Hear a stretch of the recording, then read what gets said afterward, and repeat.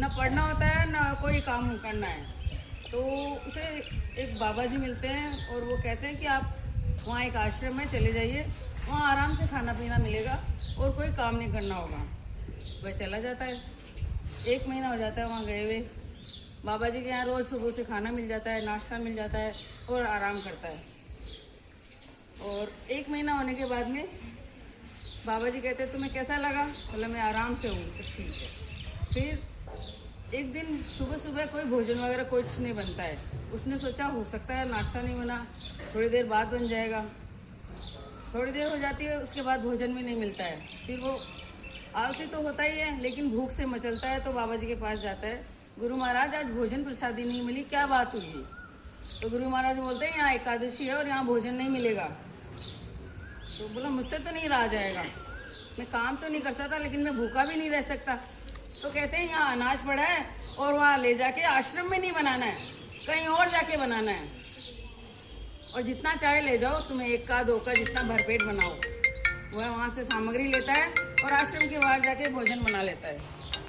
लेकिन गुरु महाराज से जाते हुए सलाह देते हैं कि भोजन करने से पहले प्रभु को जरूर याद करना और श्रद्धा से याद करना और उन्हें भोजन प्रसादी का भोग लगाना और फिर ही खाना।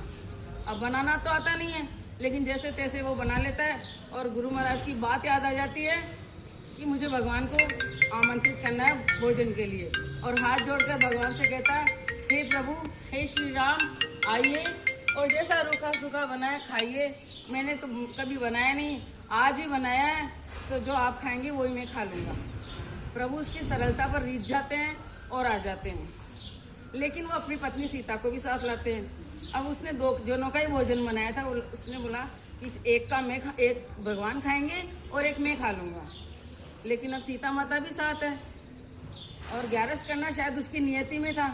तो उसने दोनों को ही भगवान को और उनकी पत्नी को बड़े प्रेम से श्रद्धा से भोजन कराया और विदा किया। और फिर बोला कि जब जब मैं आपको याद करूं प्रभु आप आ जाइए। प्रभु बोलते ठीक है और वह चले जाते हैं। दूसरी बार फिर 1 महीने फिर 11 आती है और फिर वो अपना प्रसादी ले जाता है। वो इस बार 3 जनों का लेके जाता है, सामग्री लेके जाता है 3 जनों की। इस बार प्रभु राम के साथ में पत्नी सीता और हनुमान जी भी आते हैं। वह फिर आश्चर्यचकित हो जाता है कि मैं तो 2 का लाता हूँ और 3 आ जाते हैं। लेकिन बड़े प्रेम से श्रद्धा से उसने जैसा भी बनाया प्रभु को भोग लगा देता है। प्रभु बड़े रिझ जाते हैं, बड़े मोहित हो जाते हैं उस पर और वह भोजन प्रसादी पा लेते हैं। और फिर 1 महीना होता है, फिर वापस 11 आती है और वह अपने गुरुजी